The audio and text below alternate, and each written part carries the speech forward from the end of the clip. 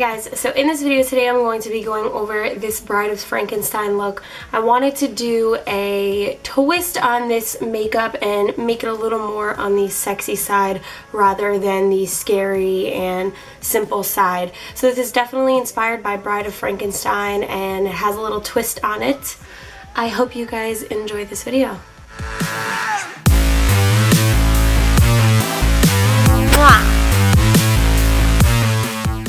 So I'm going to start out this look by applying a color correcting primer to my face.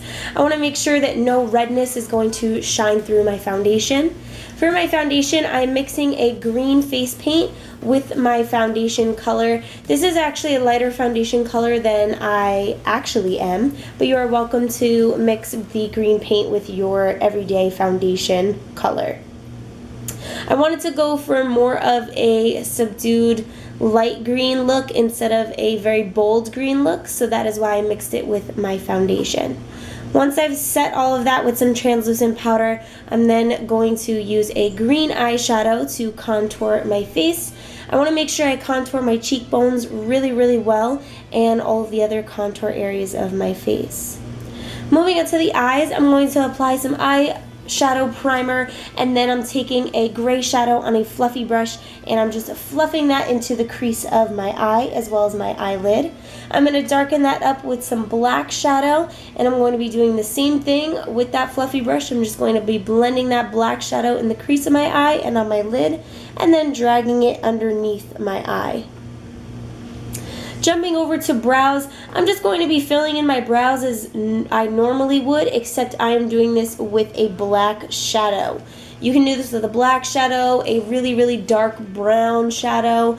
It doesn't matter, but I'm going to elongate the tails of my brows even more. And once I'm done with brows, I'm going to jump right back to the eyes, and I'm going to add a little bit of a white shimmer in the inner corners of my eyes. I know this is Frankenstein, this is supposed to be scary and dark and everything like that, but I want to add a little bit of girliness to it, so I decided to add a little bit of shimmer in the inner corners, and I'm also adding some highlight right here. This highlight actually has a green-yellow tint to it, so I thought it went perfectly with this look. Then moving on to the scars or the stitching on the sides of the face. I wanted to do the stitching on the side of the face. Bride of Frankenstein actually has different type of stitching that is more on the neck and the side of the face, but I decided to do these contour stitches. So what I'm doing is I'm shaping out the stitches with some black shadow or some black paint, and then I'm going to be taking some brown shadow and a smaller brush, and I'm just going to be shading in between each of the stitches and then blending it out with my finger. It's really easy to do this shading. You just want to make sure there's kind of like that light area or that white area around the stitches. I'm then going to be taking some red face paint and filling in or on top of all of that black. And then I just added some shadow, some extra contouring around my face. Once I'm done with the red and black and all of that contouring, I'm then going to highlight around the stitching to make it pop out a little bit more. Then moving on to my eyeliner, I'm going to wing out my eyeliner with a liquid eyeliner, and then I'm going to be moving on to the lips. So it was a little bit difficult to get this specific color that the Bride of Frankenstein wears. It's like a red brown, but it has a little bit of purple in it. So I'm taking a brick lip liner, and I'm going to be lining my lips. I'm overlining the crap out of them because I felt like it. And then I'm taking a purple lipstick and just filling it in on top. I didn't like how bright that it came out, so then I took some black shadow and just blended that on top. And then to finish off the lips, I added some dark red lip gloss. Then, of course, on the eyes, I popped on some falsies and applied some mascara. For the hair is really easy, I promise you. My hair was disgustingly dirty for this tutorial, and that's actually very good. So I'm going to tease the crap out of the top of my hair. It's going to tease 1,000 times better because of how dirty it is. And then I'm going to pin the sides back and keep the top of my head very messy and very voluminous.